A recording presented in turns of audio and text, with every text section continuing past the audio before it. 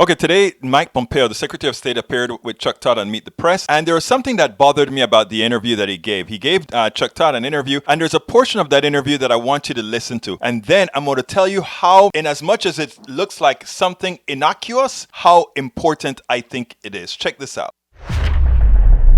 You guys talked about a maximum pressure campaign. The fact that you've had to go to military, doesn't that tell you that sanctions haven't worked and the maximum pressure campaign is not working? Just the opposite, Chuck. We suffered from 8 years of Iranian support from America. We gave them billions of dollars. We gave them resources. We allowed countries to trade with them to build up their economy. What we are now having to correct for is the enormous economic activity that took place during this Iranian nuclear deal that President Trump rightly got out of in May of 2018. It's taken a little bit of time, and it will continue to take time, but we are going to restore deterrence. We just had a big hill to climb up, Chuck. We'd seen hundreds of thousands of people killed in Syria. Millions have to depart the region. We'd seen Lebanese Hezbollah, Hamas, the PIJ in Gaza Strip, all of these terror organizations, the Shia militias that we are now challenged to push back against today, all underwritten by American policy in the Obama administration. We've flipped the switch. We're draining those resources. We're going to protect in America and keep American people safe.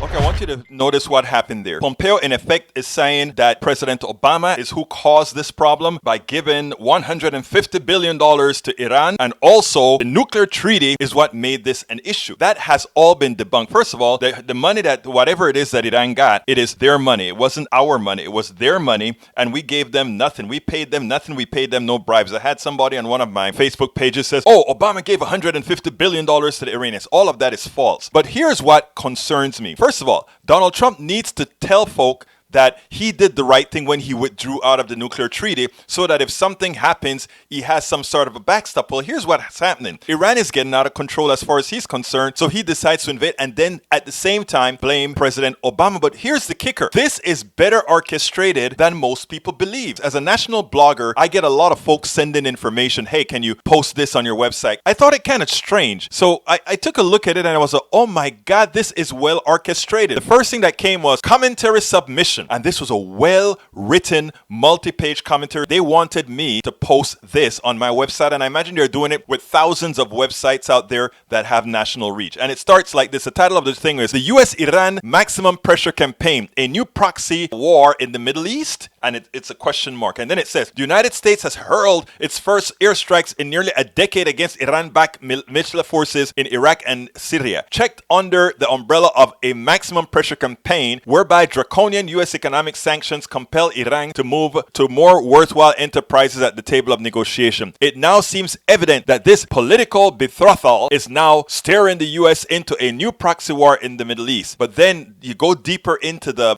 page, it says the following. It also seems evident that while Elon Goldenberg, both a former Pentagon and State Department official in the Obama administration, asserted that the maximum pressure campaign is not working because the Trump administration has no idea why it's applying pressure or what it wants, the killing of Qasem Soleimani, head of the Islamic Revolutionary Guards Corps, Quds Force, and architect of Tehran's proxy conflict in the Middle East, illustrates that Trump administration's maximum pressure campaign is starting to deliver. In all truism, the United States would never have felt obligated to assassinate an Iranian general had it not been for the senseless foreign policy failures of the Obama era. So it's interesting. They started sort of sounding like a down middle of the road, but near as you get into the middle of the document, it is really an attack on Obama and then saying, hey, Donald Trump's policies is working. These guys are well orchestrated. They have control of the full media. They make sure that all outlets get their information that they want to put out there. I'm going to tell you something, folks. I don't get this on the left side. We have to be more proactive in telling